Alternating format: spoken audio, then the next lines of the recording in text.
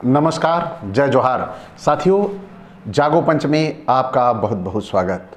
साथियों, आपने पौराणिक कथाओं के बड़े हेरफेर, बड़े पाखंड और अंधविश्वासों के बारे में सुना होगा, लेकिन आज मैं एक ऐसे अंधविश्वास और पाखंड और इनकी पौराणिक कथाओं की झोल को लेकर आया हूं, जिसे सुनने के बाद आप हैरत रह जाएंगे, यानी आप आश्चर्यचकित हो जाएंगे कि आखिर मनुवादी क्या इतना भी गिर सकते हैं। तो साथियों, ऐसी कौन सी कहानी है जिसके बारे में मैं ये बता रहा हूं कि आप आश्चर्यचकित हो जाएंगे और हैरत से, विस्मय से आंखें खुली की खुली रह जाएंगी। तो साथियों, आज हम वो कहानी लेके आए हैं।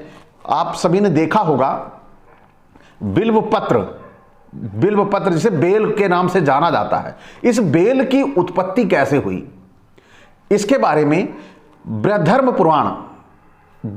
पुराण पुस्तक में बड़ा विस्तृत चित्रण किया गया है। और यह चित्रण कैसे इन मनुवादियों की मानसिकता को झलकाता है, कैसे स्त्री के उन जो आंतरिक अंग है उनके बारे में कैसे इन्होंने खोल के सामने रखा है। इन्हें शर्म तक नहीं आई कि यह माता लक्ष्मी के बारे में, एक तरफ तो माता भी कह रहे हैं और माता लक्ष्मी के बारे में ऐसे शब्दों का भी प्रयोग कर रहे हैं। साथियों, आज इस पौराणिक कथा में सबसे जो भयंकर बात आपको सामने देखने को मिलेगी, इसमें मिलेगी कि माता, जिसे ये लक्ष्मी के रूप में जानते हैं, वह शिवलिंग की पूजा करने के लिए कमल लेकर गई थी। और जब उन कमलों को गिनती करके लेके गई थी और जब गिनती करके वहां पे लेके जाती हैं तो वहां अंतिम में 2 कम पड़ जाते हैं। जब वो 2 कम पड़ जाते हैं तो वह बड़ी उलझन में हो जाती हैं कि आज मेरी पूजा अधूरी रह जाएगी, मैं अपनी पूजा कैसे करूंगी।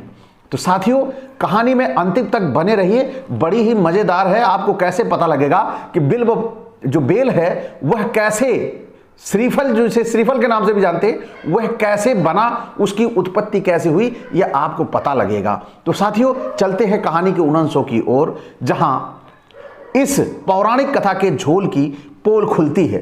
तो साथियों, यहां पर जो लक्ष्मी जी हैं वो पूजा कर रही होती हैं। जब वो 2 फूल कम पड़ जाते हैं तो वो उन्हें ध्यान आता है कि श्री कृष्ण ने एक बार उन्हें ये कहा था कि यह 2 कमल के फूल क्या हैं, उनको उन कमल के फूलों का ध्यान आ गया। तो वो क्या कहती हैं, कहानी वहां से शुरू करते हैं। तो कह रही हैं, पेज नंबर भी बता दे रहा हूं मैं, पेज 59 है, बृहद्धर्म पुराण पुस्तक है। अब इसमें देखिए क्या है, क्या कह रही हैं लक्ष्मी जी। अब क्या करूं, क्या मेरा संकल्प खंडित हो गया? मैंने तो किसी भी दिन अन्य व्यक्ति से कमल एकत्र नहीं कराया, आज अन्य के द्वारा 2 कमल मंगा भी नहीं सकती। आसन छोड़कर अन्य स्थान पर जाना मेरे लिए अनुचित है, तथापि 2 कमल होने के कारण मेरे संकल्प की हानि हो रही है। यानी 2 कमल कम चढ़ा रही हूं, इसलिए जो संकल्प किया था फूल चढ़ाने का वह हानि हो रही है। वह क्यों हो रही है? क्योंकि लगातार वो वहां पर कमल चढ़ाती थी। फिर आगे श्लोक नंबर 53-54 पे क्या कह रही हैं? इस प्रकार विचार करते हुए उन्होंने निष्कर्ष निकाला कि भगवान कृष्ण ने मुझसे रतिकाल में एक बार कहा था।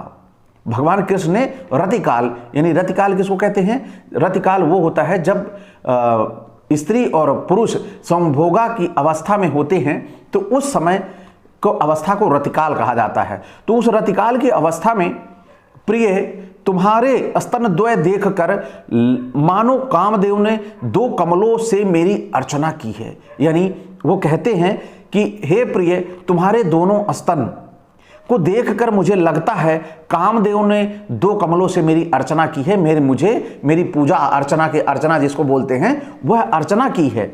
तथा वे तुम्हारे सौंदर्य रूपी सरोवर में विराज कर मुझसे प्रेम की उत्पत्ति कर रहे हैं। अतः जब भगवान विष्णु ने स्वयं मेरे स्तनद्वय को कमल रूप कहा था, तब जब उनको दोनों अस्त्रों को कमल रूप कहा था, तो उनको लगा कि नहीं, जब उन्होंने कह दिया है तो यह वाकई ही चढ़ाने लायक है। तो उन्होंने क्या कहा? सौंदर्य रूपी सरोवर में विराज कर मुझसे प्रेम की उत्पत्ति कर रहे हैं। अतः तब यह मिथ्या नहीं है कि यह दोनों कमल चढ़ाने योग्य है। फिर अतः मैं अपने स्तनद्वय रूपी कमल से महेश्वर की अर्चना करके 1000 पद्म प्रदान करने का संकल्प पूर्ण करूंगी। इससे भगवान विष्णु भी निश्चित रूप से प्रसन्न होंगे। यानी ये दोनों स्तन जब मैं चढ़ा दूंगी, महेश्वर जी को अर्पित कर दूंगी, तो विष्णु भी प्रसन्न हो जाएंगे और महेश्वर भी प्रसन्न हो जाएंगे।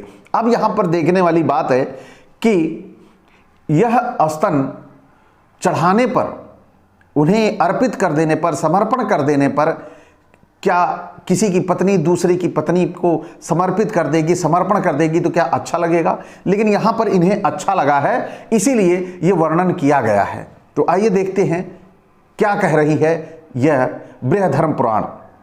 इस प्रकार दृढ़ निश्चय करके देवी कमला ने अपने स्तन काटने के लिए छुरी उठाया ही था कि उनके स्तनद्वय प्रसन्न होकर कहने लगे। यानी उनके दोनों स्तन प्रकट हो गए, तुरंत हाजिर हो गए और कहने लगे, हे पद्मालय, हम तुम्हारे शरीर में उत्पन्न होकर धन्य हो गए, क्योंकि तीनों लोकों के स्वामी आज हमारे द्वारा पूजित होंगे।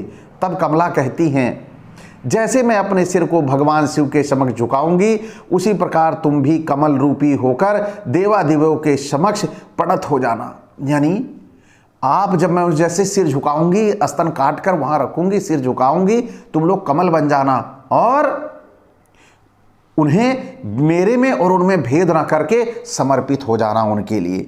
आप देखिए, जैसे शिव तथा विष्णु में कोई भेद नहीं है, उसी प्रकार से आज तुम्हारे और कमल के बीच में कोई भेद ना रहे। और हे स्तनद्वय, यदि तुम, हे मेरे दोनों स्तन, यदि तुम मेरे हाथ पैर आदि अंगों के समान मुझसे उत्पन्न हुए हो, तो आज शिव पूजा हेतु सहस्र पद्म में से जो 2 पद्म का अभाव हुआ है उसे पूर्ण करो। आप सभी यहाँ पे देख रहे हैं कितने भक्ति भाव है, कितना समर्पण है। ये भक्ति भाव हमें कृतज्ञ कर देता है कि ये इस भक्ति भाव में हम अपने उन अन्य प्रत्यंगों को भी समर्पण कर सकते हैं, उसे पूजा अर्चना में इस्तेमाल कर सकते हैं, उसे समर्पित करके देवताओं भगवानों को खुश रख सकते हैं। ऐसा हमारे ये जो ग्रंथ मिले हुए हैं, यह ग्रंथ हमें बता रहे हैं। ये बड़ा ही हर्षोल्लास और जो बोलते हैं कि उत्कंठा जो होती है जानने की, ये बड़ी अच्छी है कि कैसे इन लोगों ने इसे लिखा और यह समझ में नहीं आया कि वो लिख क्या रहे हैं, और आगे चल के जब ये पढ़ा जाएगा तो इनके बारे में क्या सोचा जाएगा। या तो इसे देवी देवताओं से न जोड़ो, अगर देवी देवताओं से जोड़ो तो मर्यादा में तो रहना सीख लो, लेकिन क्या मर्यादा में रहना इन्होंने सीखा? नहीं, इन्होंने लक्ष्मी तक को नहीं छोड़ा। ये ऐसे लोग हैं, मैं इसमें अगर कोई अपने ईश्वर की कल्पना करता है तो निश्चित तौर पर वह उसके लिए गलत नहीं सोचता, लेकिन और उसके बावजूद भी अगर कोई सोच रहा है तो वह ईश्वर नहीं मानता। ये पुस्तकें केवल एक उपन्यास मात्र हो सकती हैं, ये पूरी तरह सिद्ध होती है, लेकिन इनकी भावनाओं का अध्ययन तो हमें करना ही होगा। फिर इसमें देखिए क्या कह रही हैं, भगवती लक्ष्मी ने यह कहकर बाएं हाथ से कमल के समान स्वर्ण वर्ण उस स्तन को, जो पूर्व में कभी भगवान विष्णु द्वारा स्पर्श किया गया था, यानी वह विष्णु द्वारा स्पर्श किया गया था और किया जाता था क्योंकि वह उनकी पत्नी थी। अब यहां पर क्या करें, मंत्र का उच्चारण करके दाहिने हाथ में पकड़ी गई छुरी से काट कर भगवान शंकर को समर्पण करके स्वयं को कृतकृत्य माना। अब इन्होंने अपने दोनों काटकर चढ़ा दिए स्तन। अब यहां पे आगे देखिए, तदंतर अपने उन्नत द्वितीय स्तन को काटने हेतु उद्यत होकर बाएं हाथ में छुरी पकड़ा था। लेकिन यहां पे देखिए इनकी भाषा शैली कि जरा सा शर्म नहीं है, स्तन लिख दिया था, लेकिन वहां पे उसकी, जैसे उपन्यासों में बढ़ा चढ़ा के नायिका के एक एक अंग प्रत्यंग का चित्रण किया जाता है, वैसे इन्होंने यहां भी कर रखा है उन्नत द्वितीय स्तन। उन्नत जरूरी लिखना था, वहां पे स्तन से समझ जाते थे सब, लेकिन उन्नत लिखना बहुत जरूरी था, जिससे पता लगता है कि वो माँ लक्ष्मी है उनकी। आगे आइए चलते हैं। तभी जब वहां पे छुरी पकड़ा ही था, तभी उनके भक्ति ऋण से ग्रस्त होकर महेश्वर यह न सहन कर सके और वह प्रकट होकर उस स्वर्णिम लिंग के शीघ्र प्रादुर्भाव हो गए तथा देवी लक्ष्मी से कहने लगे, भाई रहा कहा गया, एक चढ़ गया और दूसरा चढ़ रहा है तो बर्दाश्त कहाँ होता। शंकर जी से वे हाजिर हो गए। शिव कहते हैं, हे माता सिंधु तनया, स्तन छेदन मत करो, अपने स्तन का छेद मत करो, काटो मत। तुम्हारा कटा हुआ वाम स्तन पुनः उत्पन्न हो जाएगा। मैं तुम्हारे परम भक्ति को जान गया। तुमने जो स्तन काट कर मेरे स्वर्णमय लिंग पर रखा है वह पृथ्वी पर तुम्हारी भक्ति का मूर्ति रूप श्रीफल नामक एक पवित्र वृक्ष उत्पन्न होकर धरती पर तब तक रहेगा जब तक चंद्रमा सूर्य की स्थिति रहेगी। हे लक्ष्मी, यह वृक्ष मेरे लिए परम प्रीतिजनक है तथा उससे मेरी पूजा होगी, इसमें तनिक संदेह नहीं है। और स्वर्ण मुक्ता प्रभाल प्रभृति रत्न तथा अन्य जो सब मुझे प्रसन्नता देने वाले पुष्प हैं उनमें से श्रीफल के पत्रकण के करोड़वें भाग इतना ही पुण्य फल नहीं है। जैसे त्रिपुंडक तथा गंगा जल मुझे अत्यंत प्रिय है, उसी प्रकार श्रीफल वृक्ष का त्रिपत्र भी मुझे प्रिय होगा, यानी कि उसका पत्ता भी मुझे प्रिय होगा। और बिल्व जो श्रीफल है वह तो प्रिय होगा ही, लेकिन उसके साथ उसका पत्ता भी प्रिय होगा।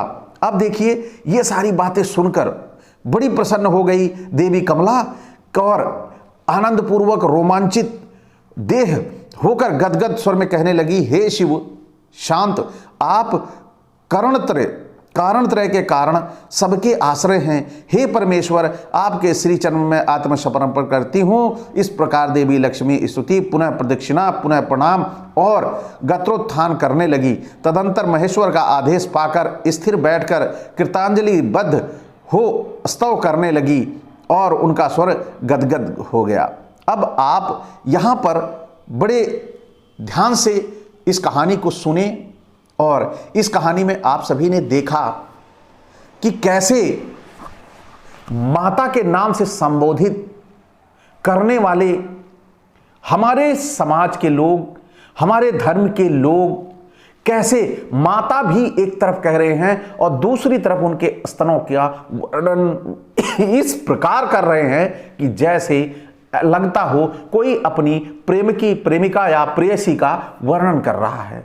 और यहां पर इन्हें तनिक भी लज्जा ना आई, उन्हें मां भी कह रहे हैं और उनके स्तन कटवाकर एक त्रिदेव यानी तीनों भाई थे, तीनों जब माने जाते हैं देवी देवता तो ब्रह्मा विष्णु महेश कहे जा रहे हैं, तो तीनों में से कोई ना कोई तो ऐसा होगा कि जो छोटा बड़ा होगा या छोटा बड़ा ना हो तब भी क्या जब दुनिया में चढ़ाने के लिए इतना फल, केले, बड़े बड़े तरबूज, इस तरह के सारे सामान उपलब्ध हैं तो क्या जरूरत थी उन्हें अपने स्तन ही चढ़वाने की। ये लेखकों की कमी है हमारे समाज में, जो पैदा हुए हैं लेखकों की कमी है। यह कोई पुस्तक किसी दैवीय पुरुष द्वारा नहीं लिखी गई है, क्योंकि अगर दैवीय पुरुष द्वारा भी लिखी गई होती तो उसे तनिक तो लज्जा आती कि जो जिन्हें ईश्वर और मां की संज्ञा दे दो उनके बारे में ऐसा नंगपन तो ना करो। तो साथियों, आप सभी इसी से समझ सकते हैं कि हमारे समाज में अंधविश्वास और पाखंड ये पौराणिक ग्रंथ ही फैलाते हैं, और अगर हम इन पौराणिक ग्रंथों को पढ़ना और जानना शुरू कर दें तो यह अपने आप शर्म से डूब मरेंगे और आके सच्चाई बताएंगे कि निश्चित रूप से ये महाकाव्य बनाया गया था, ये काव्य बनाया गया था केवल आनंद लेने के लिए। क्योंकि उस समय टीवी चैनल और यूट्यूब, फेसबुक ऐसे सोशल मीडिया प्लेटफॉर्म नहीं थे, टीवी नहीं था और भी संचार का कोई माध्यम नहीं था, तो ये पुस्तकें थी जिसे पढ़कर आनंद लिया जा सकता था कि वह अपने स्तन तक काट के चढ़ा दिया करते थे। तो स्तनों का इस तरह बेहयाई से जिक्र यह सिद्ध करता है कि यह कोई माता वाता इनके लिए नहीं थी, यह केवल एक भोग्या का पूरा स्वरूप प्रदर्शन करने का काम करते थे। तो साथियों आज का ये वीडियो आपको कैसा लगा? अच्छा लगा हो तो लाइक करें और सब्सक्राइब करना ना भूलें, साथ ही बेल आइकन की घंटी भी दबा लें जिससे हमारी वीडियो का नोटिफिकेशन आप तक त्वरित गति से पहुंच जाए। और साथियों, आप ऐसे ही जागो पंच के साथ बने रहिए और अपना स्नेह देते रहिए और ज्यादा से ज्यादा शेयर करिए, जिससे जागो पंच का जो उद्देश्य है कि हमारे समाज में फैलाए गए पौराणिक कथाओं का ये अंधविश्वास और पाखंड खत्म हो जाए, जिससे हम मानव के वास्तविक जीवन को समझ सकें। इसी के साथ आपसे विदा। जय भीम, जय मंडल जी।